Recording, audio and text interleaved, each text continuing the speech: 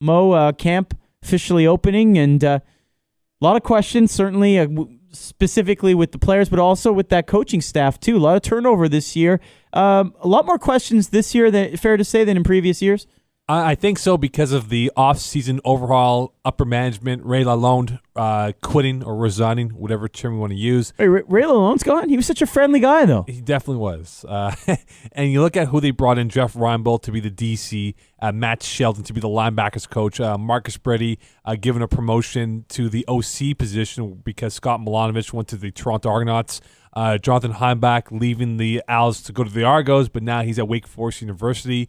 So they brought in a whole new set of coaching characters. Durante Jones leaving the Owls, who was the DB's coach, to go to the University of Hawaii. So it is an overhaul, and it's going to take maybe a week or two for players to get used to the coaching styles of these guys who are now here to help the Owls win a Grey Cup. And in hindsight, I think the bigger question for the Owls is Mark Trestman, as we mentioned before in weeks past, Matthew. When will he sign his new deal, if he does? And, of course, the much speculation being discussed is him signing his deal before the first home game on July 6th when they play the Winnipeg Blue Bombers and Calgary Stampeders during that whole 2 weeks of home games for them. Mo, I wanted to ask you. We were just talking about the coaching situation. How is the style of play going to differ with these new coaches coming in? Is there anything you can point to specifically with any one of these coaches, whether it's special teams or the offensive game plan or the defensive game plan? Do you expect any kind of style changes here? I don't think it's style changes. I believe it's more the thought process, right? On 2nd and 10, what does Marcus Brady call compared to what Scott Milanovic called as the OC? On 2nd and long, what does Jeff Reinbold call compared to what Tim Tibesar or if it's 2nd and short? It's stuff like that. Because, again, people say, well, it should be a seamless transition. Well, no, it isn't, because sometimes a coach might see it from a different angle than the previous coach. So I'm curious to see how this plays out with this team in terms of play calling, certain situations that present itself. Do they go with the run a little bit more often on the offense? Do they blitz more on the defense? Because last year they were very passive with their defense, where they played a lot of zone, a lot of read and react. But the word coming out of the Owls camp is that they will be more aggressive, sending more outside linebacker blitzes, and that's why it comes to the whole theory of them going from a 4-3 base formation to a 3-4 look where you have 3 down linemen and 4 linebackers. And your linebackers are very active in that formation because, again, they're the ones making the tackles, going into the gaps to stop the run, and essentially being the backfield to create the havoc and terrorize the quarterback for the entire football game. Marcus Brady, very intriguing to me. Obviously a quarterback in this league. He played for the Owls, played for the Ticats. I don't know. There's something about him, the way you see him relate to players on television. I haven't been to practice like you have in the past. Am I wrong to say that I expect big things from him in the way that, the guy was a quarterback in this league, that he can relate to the players? He went from being a receivers coach, which obviously he wasn't a receiver in the league, but they respect him and they think of him that much that they put him in charge of something like that, a different position. Now they have him as the OC.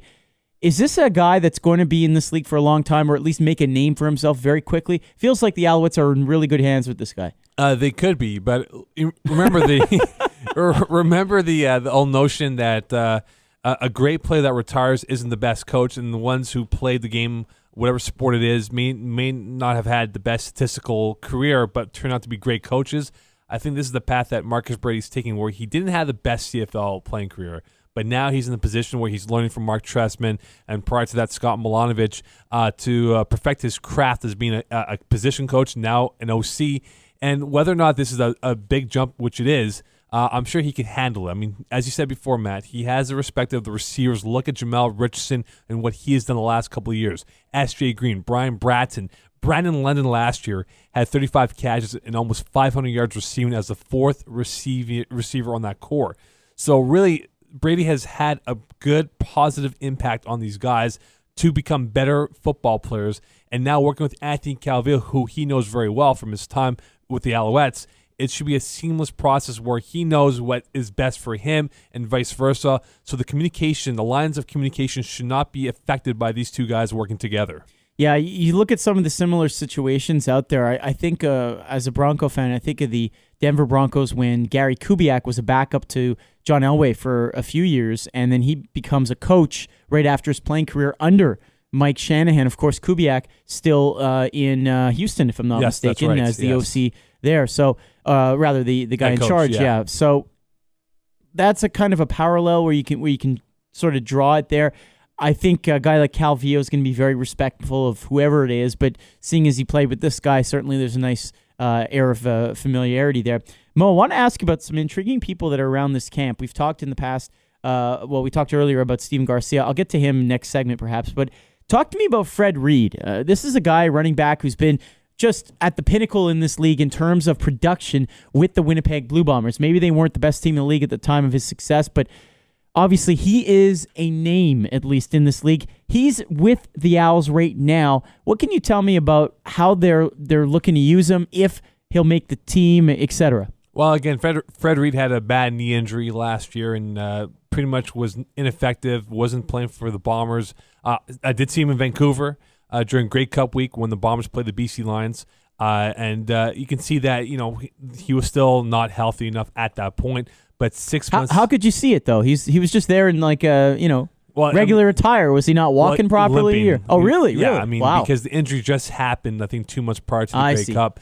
And so with him, 6 months has elapsed since the Grey Cup loss to today's present-day training camp moments here. Mm-hmm. And looking at Fred Reed, what he can be, if he can make this football team. Right now, the Owls have 6 or 7 running backs in camp, excluding Brandon Whitaker, who I believe will be the starting running back after his tremendous season last year. So right now, he's going to fight for reps. And just like with the quarterback position where they have 7 guys in camp, its reps are going to be very limited for each player out there. So whatever they get, they have to impress the staff and catch the eye of Marcus Brady and Mark Trestman and prove to them that, look, guys, I'm the guy who should be the backup, or I'm the guy who should be here for a particular position or on a certain play where I can be effective for this football team and get that first down or a touchdown to help us win a football game. Game Points here on TSN 990 as we talk a little Montreal Alouettes here in the program. Stefano Micella helping us out as usual here in studio. You're a big Alouettes fan. What do you think about it as this training camp opens? Anything you're monitoring closely that you want to bring up? No, I'm just a little anxious for the season to start. I mean, usually going into a season, I'm pretty confident in the team, and they've shown that year after year. But this year, I don't know, I'm not quite as confident as I would normally be. Maybe with the aging of the roster, a lot of turnover, a lot of guys missing from other years, but I still think they have a chance in the East. I mean, it's not the toughest conference of the two, like with the West, but I don't know. I'm just not quite sure this year.